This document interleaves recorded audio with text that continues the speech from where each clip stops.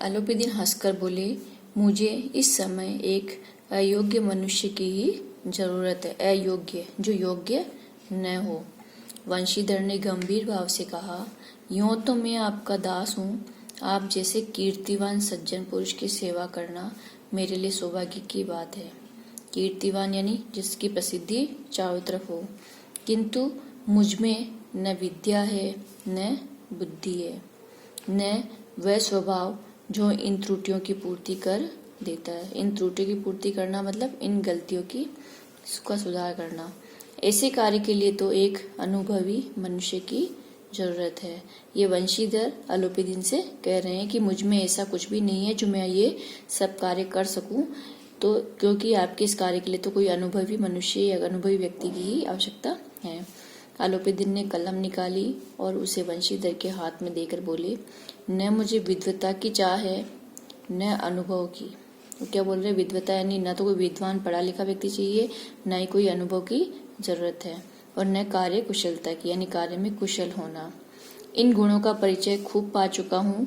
अब सौभाग्य और सुअवसर ने मुझे वह मोती दे दिया जिनके सामने योग्यता और विद्वता की चमक फीकी पड़ जाती है। यानी वंशीधर के लिए कहा है अलोपीदीन ने कि मुझे समय के अनुसार अच्छे अवसर से और सौभाग्य से मुझे ऐसा व्यक्ति दे दिया है जिसके सामने योग्यता और विद्वता भी फीकी पड़ जाती है।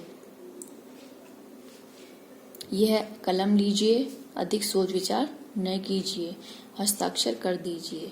ऐसा अलोपीदीन बोल रहे हैं।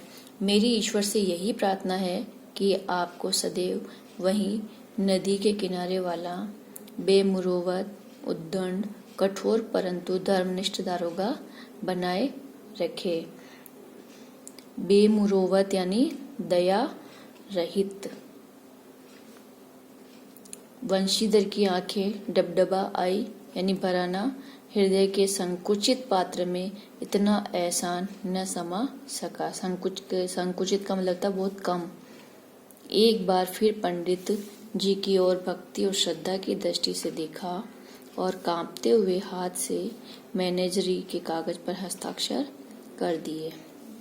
अलोपीदीन ने प्रफुल्लित होकर उन्हें गले लगा लिया। प्रफुल्लित होना मतलब प्रसन्न होना या बहुत खुश होना। अब देखेंगे कि क्वेश्चन, कर्तव्य परायणता का दंड किन्हें और किस रूप में मिला? तो वंशीधर को मिला था। और किस रूप में मिला था कि वंशीधर को उस समय तो उसने धर्म के नाते उन्हें हिरासत में लिया था, लेकिन बाद में उनकी ईमानदारी पर ही उन्होंने अलोपीदीन ने उसको अपना स्थायी मैनेजर नियुक्त किया। गर्व ने अब लज्जा के सामने सिर झुका लिया। इस कथन का क्या अर्थ है? गर्व यानी घमंड। घमंड ने लज्जा के सामने यानी इस अलोपीदीन के सामने अपना सिर झुका दिया है। पंडित अलोपीदीन वंशीधर के लिए कौन सा प्रस्ताव लेकर आए थे? स्थायी मैनेजर नियुक्त करने के लिए उस स्थायी मैनेजर का प्रस्ताव ही लेकर आए थे। पंडित अलोपीदीन की दृष्टि से वंशीधर की सबसे बड़ी योग्यता क्या थी? तो क्या बताई कि मुझे तो ऐसे व्यक्ति की आवश्यकता है कि उसको बहुत अधिक कीमती व्यक्ति बताया मोती, क्योंकि उन्हें इस चीज की नहीं चाहिए, न तो उनको अनुभव चाहिए, न कार्यकुशलता चाहिए, न विद्वता चाहिए। उन्हें तो एक अच्छा मोती है जिसकी वंशीधर को एक कीमती मोती के रूप में उसे स्वीकार किया है।